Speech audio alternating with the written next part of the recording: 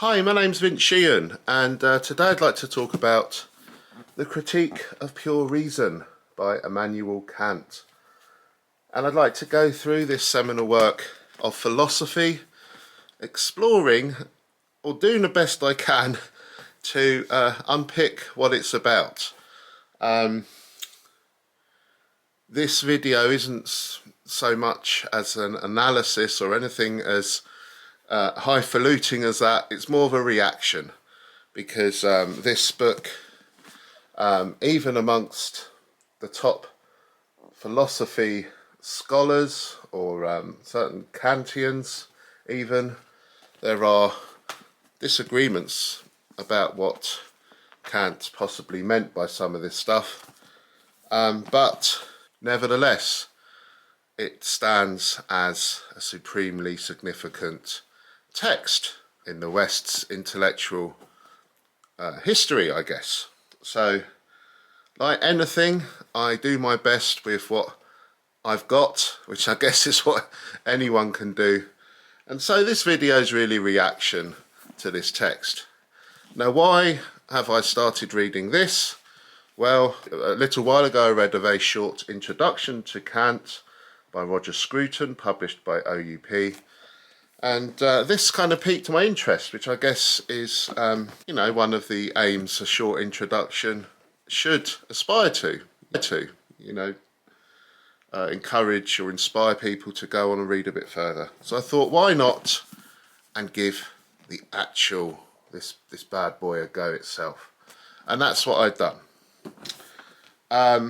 Now, hands up, I want to admit that I've watched plenty of YouTube videos trying to explain some of this stuff, and I think the best videos I found are by this philosophy professor from Leiden University called Victor Huijsbers, and he's just gone into such detail about the whole book with these, just a series of masterful videos. I mean, they're absolutely brilliant and indispensable. But by and large, I've read this book, and I've kind of tried to summarise in a pithy sentence, which I know is impossible, about what each of the chapters are about. And so you can see that on my little slideshow at the end of the video, for what it's worth. But anyway, here we are.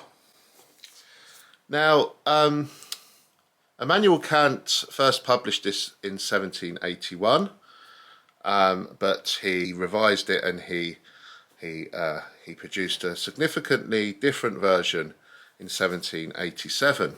I think most modern editions try to have something of both of them in there, and I know this one does. It's the Penguin Classics edition, edited by Marcus Weigelt, which is based on a renowned translation by Max Muller. Now, I'm not going to go through the whole thing bit by bit, but I'm just going to give you the kind of main things I took away from this text.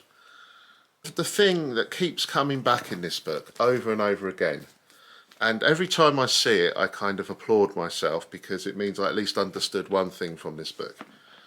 And that is this, that Kant believed that how we know things, which is epistemology in philosophy, how we can truly know things is via a kind of marriage between reason, the stuff in our head, and experience, the things we sense as we go about our lives.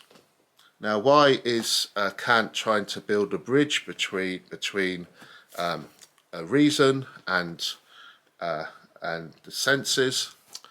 Well, it's because of the kind of intellectual climate he was writing this book in.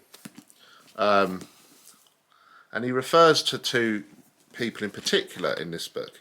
One of them is Leibniz. Leibniz was a rationalist, and he believed that reason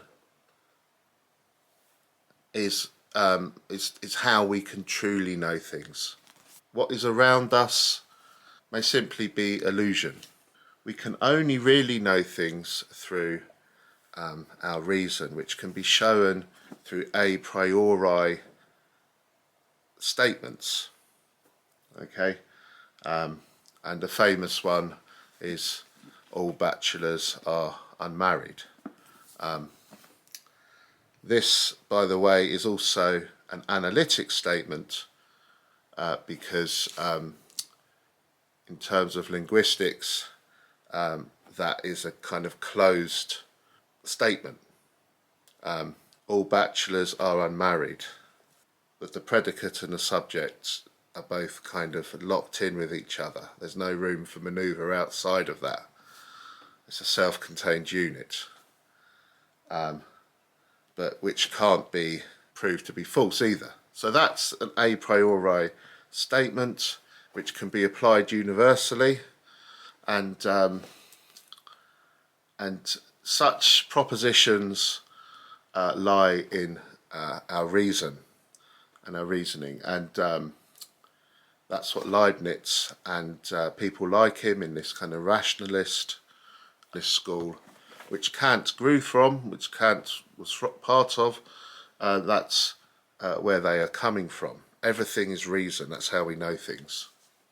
But then on the other hand, there's the empiricists who believe that, which was very much developed in tandem with what we now call science, just trusting on everything around us, and that the primary way we know things is through our senses, through things we can experience around us through our senses, our sight, our hearing, our taste, whatever.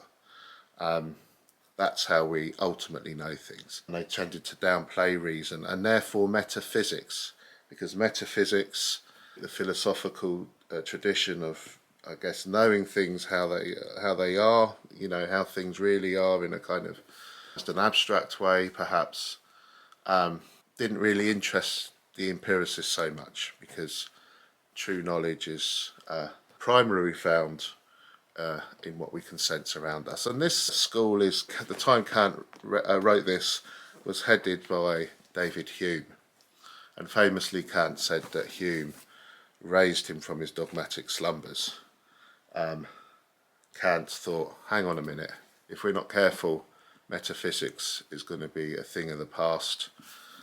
Its importance is just going to be completely ignored by the empiricists. Something has to be done. So Kant seems to be stung into action by David Hume. Although he has a lot of respect for David Hume, and he seems to, and he mentions that sometimes in the text, the kind of admiration he has for him. But nevertheless, this is very much a kind of a corrective against of relying on the senses primarily for knowledge. So what's Kant's solution? Well, he comes up with this thing called the transcendental deduction, where he envisages this way: claims to knowledge can be explored, claims to truth can be explored via both schools, that of rationalism, the Leibniz side of things, and that of empiricism, the Hume side of things. And how does he intend to bridge that gap? Through the possibility of using synthetic a priori propositions.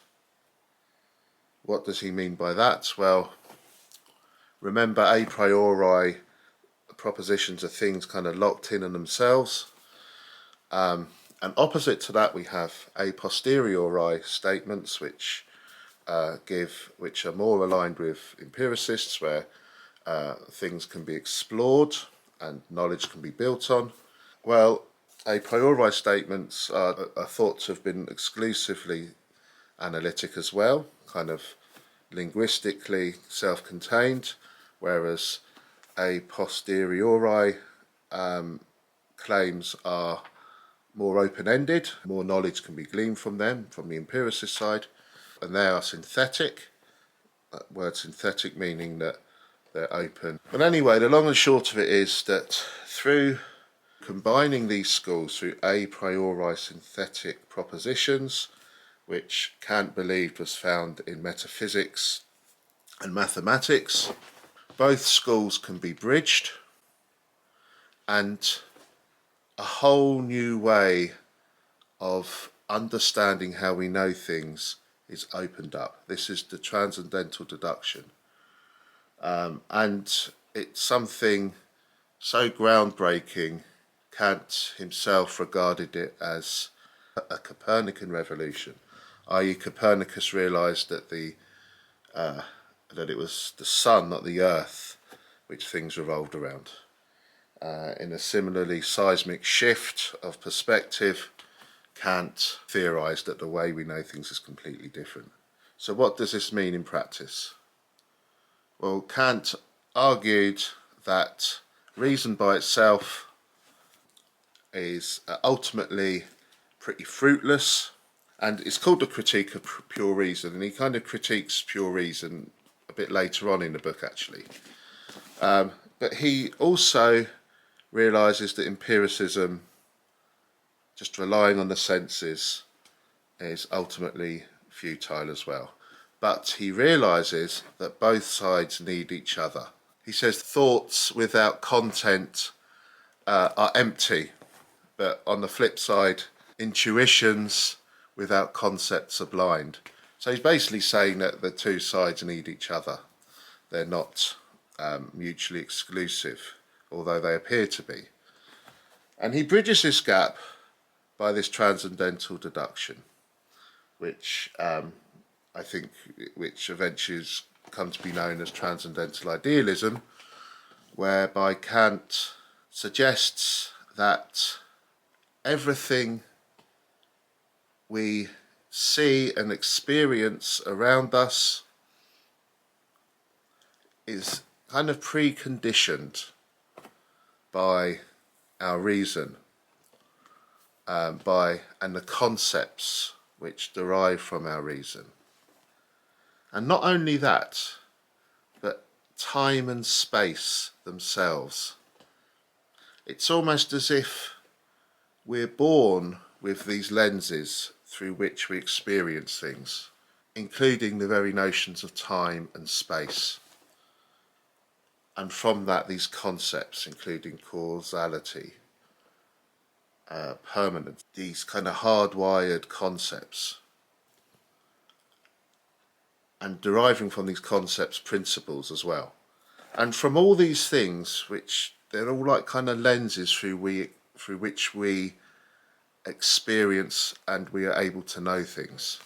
So everything we experience around us are kind of representations of realities which we can never know, because we are programmed, we're kind of created with these ways of seeing things and of experiencing things, and we've got no idea of what things might be like outside these parameters of time, space, and these causality, these concepts which are kind of hardwired into us.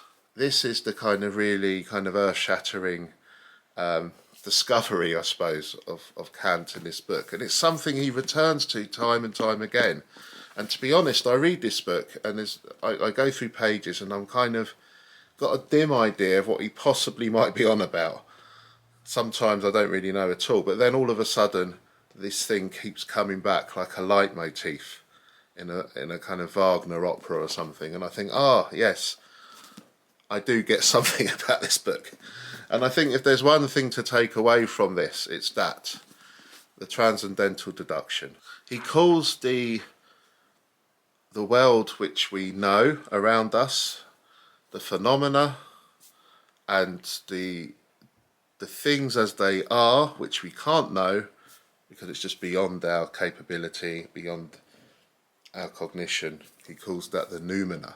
So it takes a little while to get your head around this, but once you get around this, your head around this, you kind of, I think, cracked a significant nut in understanding a bit of this book. Now, later on in the book, he goes more on to reason itself, which he kind of separates from understanding. Kind of above, reason's kind of at the top, then there's understanding, and everything kind of filters from that.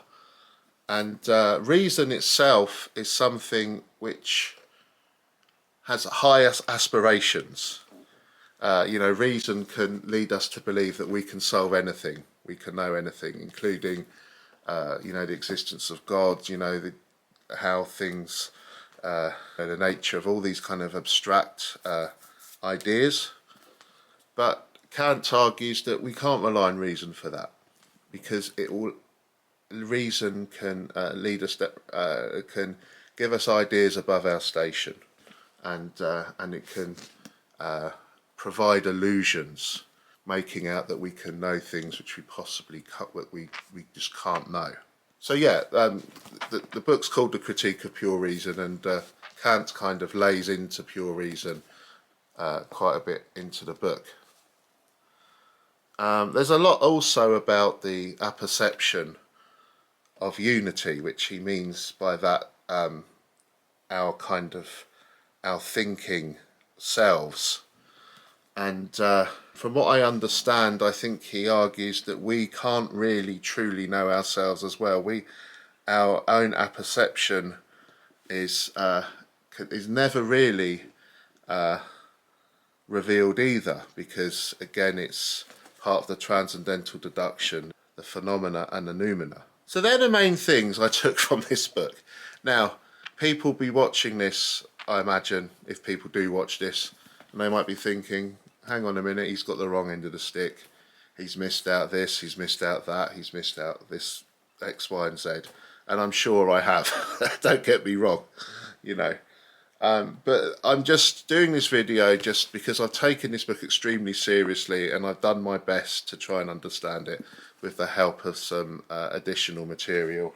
Now, just a word on the edition itself. If you get this edition, the Penguin Classics one, the introduction by Marcus Weigelt is really good, because he outlines the main themes of this book in a really clear way. And he's also very witty. You wouldn't expect that in an introduction to Kant, an introduction to Critique for Pure Reason, but it's written in a very engaging, witty way, including how the way his name is pronounced in English could be very similar to the worst swear word, which I thought was quite funny. But yeah, please, if you do get this edition, don't look at the introduction as well. So there it is, my reaction to Kant's Critique of Pure Reason. If you've watched this, thank you very much. And if you're offended by my ignorance about Kant, I apologise. I've just done my best, and I won't apologise for that. That's why I do these videos. I'm just, whatever's in front of me, I'm just doing my best to understand them and appreciate them. I've done a quick slideshow just summarising what I think each of the divisions of this book are about in a sentence or so. And thanks for watching. All the best. Bye.